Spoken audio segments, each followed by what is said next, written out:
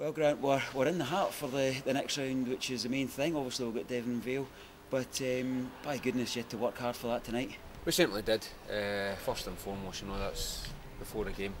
I asked the guys that was the task ahead of them to get themselves in the next round. It was a big tie for both teams. Knowing that the winners were getting a home tie. Obviously, we didn't get off to a good start. Airdrie scored the early doors, but we got ourselves in good positions in the game. But it was, we made it difficult at times, which they realised that. It wasn't a great, pretty game of football, but it was a typical Scottish Cup tie with goals galore.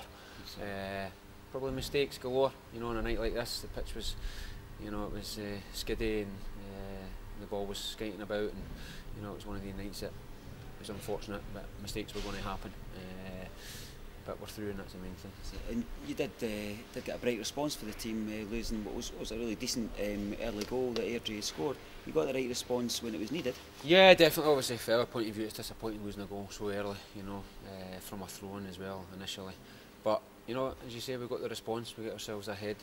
But I think we switch off a wee bit from a set play, and we'll give a needless penalty away, I think, because we've dealt with the free kick coming in. Alan's headed it away, but it's one of these things when the players are going down in the box. It had happened earlier in the game, and a penalty's already been given at our end. So, can you shed any light in what the penalty was given for? I think it was just a bit of manhandling in the box. Right. Obviously, Airdrie felt hard done by that didn't get one. A little bit earlier, and the player goes down.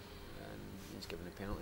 I've not watched it on the video, and it was difficult to see from where I was, but credit to Airdrie, they tucked it away and they made a right game of it from then on. There was a goal just before half time and then a goal just before the end of the regulation 90 that took it extra time. That was something you'll be really keen to cut out. Yeah, definitely. Obviously, we got that side yet in the first tie, scoring right at the end. Airdrie got it this time. It was a wee bit, poor marking right before the final whistle that Airdrie get the equaliser. From our point of view, it's in a cup tie.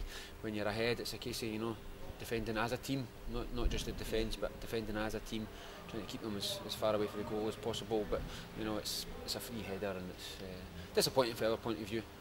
But we react and we come away with a win in extra time, which is great credit to the lads. There was a lot of tired legs out there with both teams, but I thought I'm only really you've got to concentrate on the Wraith lads, and it was a fantastic effort over the two games.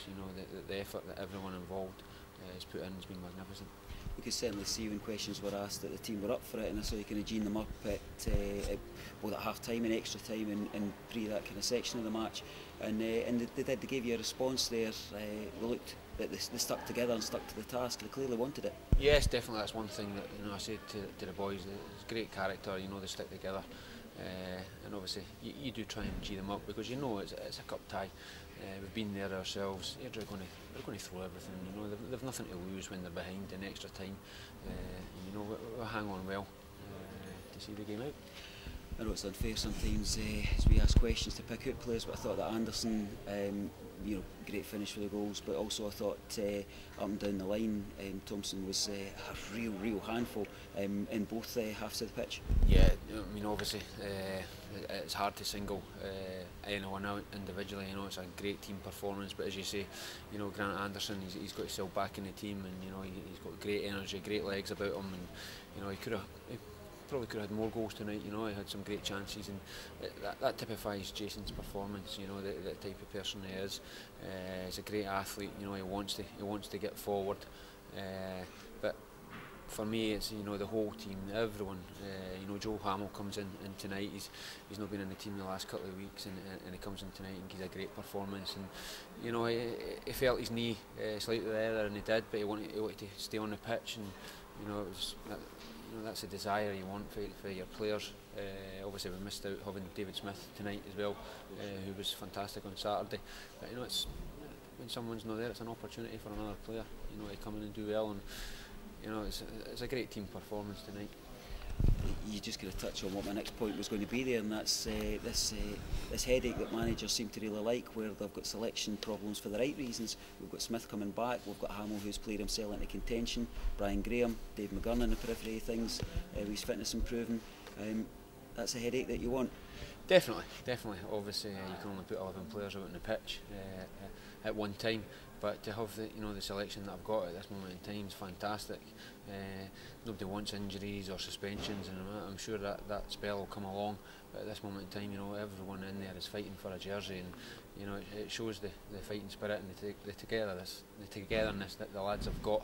When someone's been out the team and they come back in, they want to stay in that team.